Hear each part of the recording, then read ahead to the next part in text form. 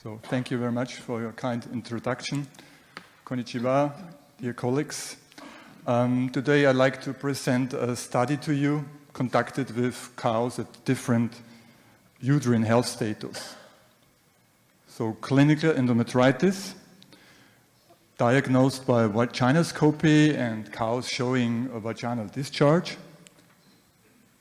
Subclinical endometritis, these cows do not show any signs of clinical disease, but do have an elevated proportion of polymorphonuclear cells to endometrial cells in a cytological evaluation. And third, healthy cows also have PMN counts in a cytological slide, but do not reach the determined thresholds for the diagnosis of subclinical endometritis.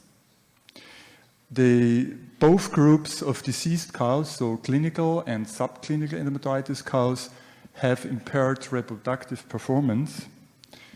And in these cows, elevated messenger RNA expression of pro-inflammatory factors have been demonstrated. These factors, for example, interleukin, 1 alpha, 1 beta, and 8, are secreted in response to inflammation of the endometrium. To evaluate cytology or to assess messenger RNA, the sampling of the endometrium is necessary, and there are some techniques to obtain that. For example, cytobrush technique has been shown to be a very reliable technique. It has got high inter and high intra-rater reliability. So we also used cytobrush technique for our study. Anyway, all these studies just used a single sampling of the endometrium, so the question arises, is this single sampling representative for the entire endometrium?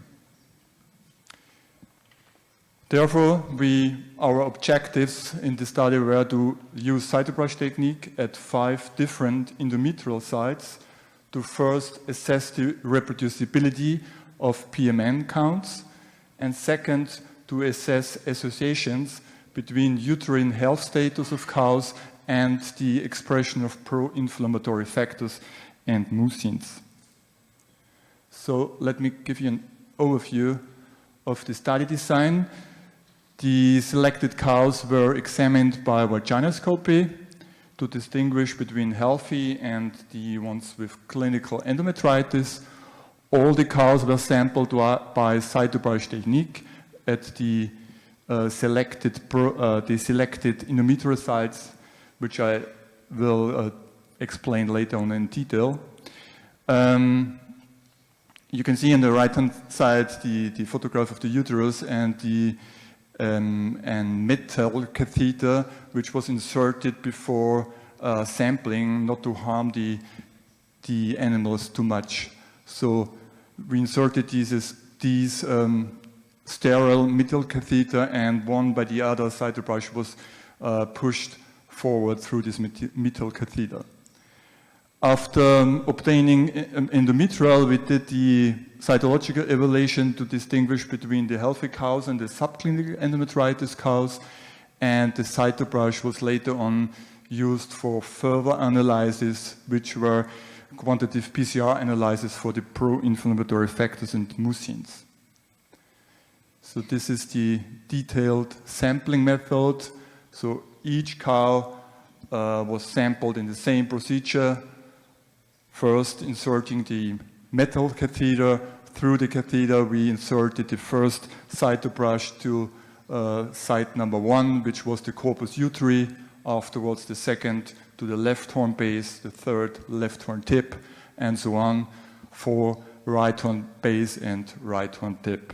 From each cytobrush, we performed cytological evaluation, and we assessed the messenger RNA of cluster of differentiation 45 and 66, cyclooxygenase 2, interleukin 1 alpha, 1 beta 8, and mucin 4 and mucin 16. So these are the first results.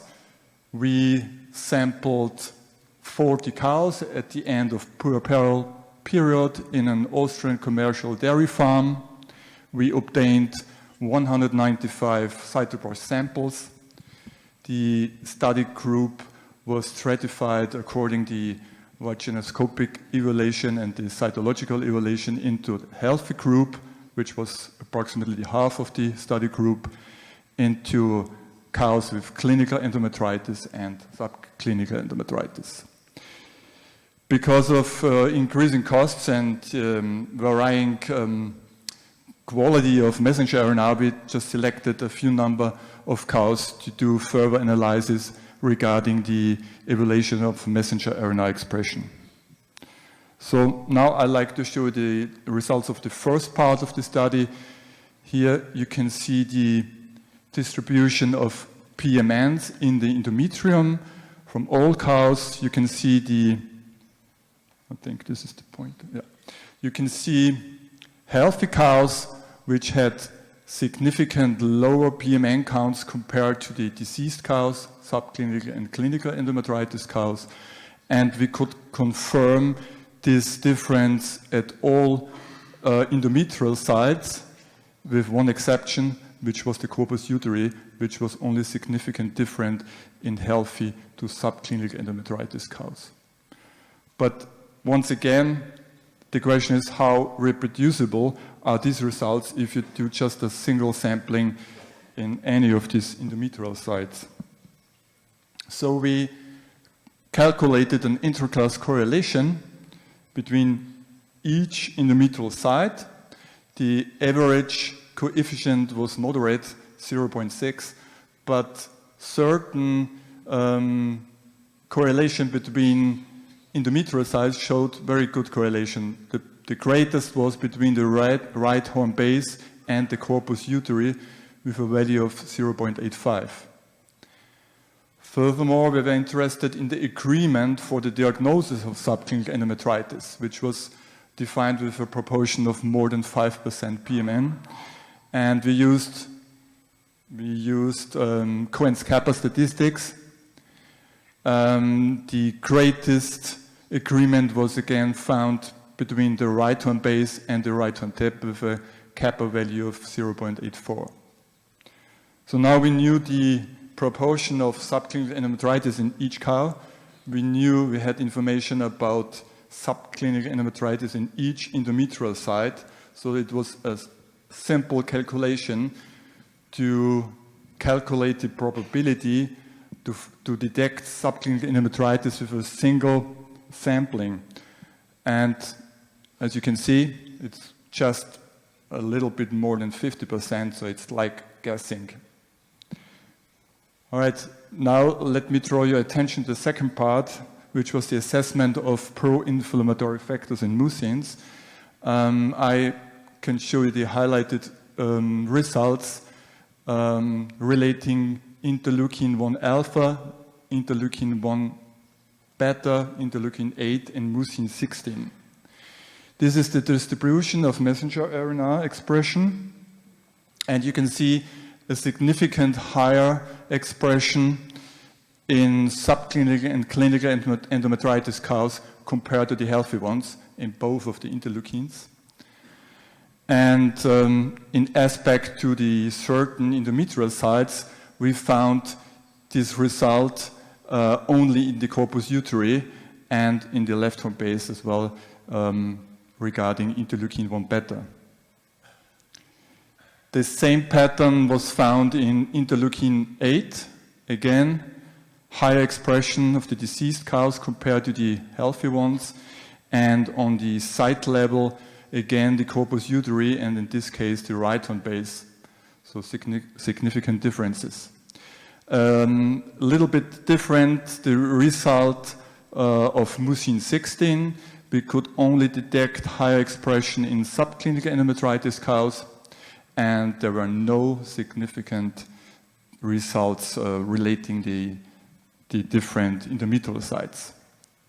So again, the question was, how accurate are these results? So we performed a restricted operating ROC characteristics, and we found significant results for the corpus uteri site for interleukin-1 alpha, beta, and 8. And this is an example for the corpus uteri site for interleukin-1 alpha. You can see the bold dark black line, and this is the biggest, the greatest area of under the curve, and the highest sensitivity for this endometrial site. So the sensitivity, the probability to detect subclinical endometritis was really good. So we could provide cutoff values for this setup to detect subclinical endometritis by evaluating messenger RNA of these interleukins at the corpus uteri site. So let me sum up the results and draw some conclusions. The cytology, we could differentiate between healthy and subclinical endometritis, clinical endometritis cows at all 5 sites. We could show the best reproducibility of PMN counts between the right horn base and the corpus uteri. And the agreement for the diagnosis of subclinical endometritis was best with the right horn base sampling site. However, the probability to detect subclinical endometritis with a single sampling was just like guessing. So we recommend to sample the cows twice.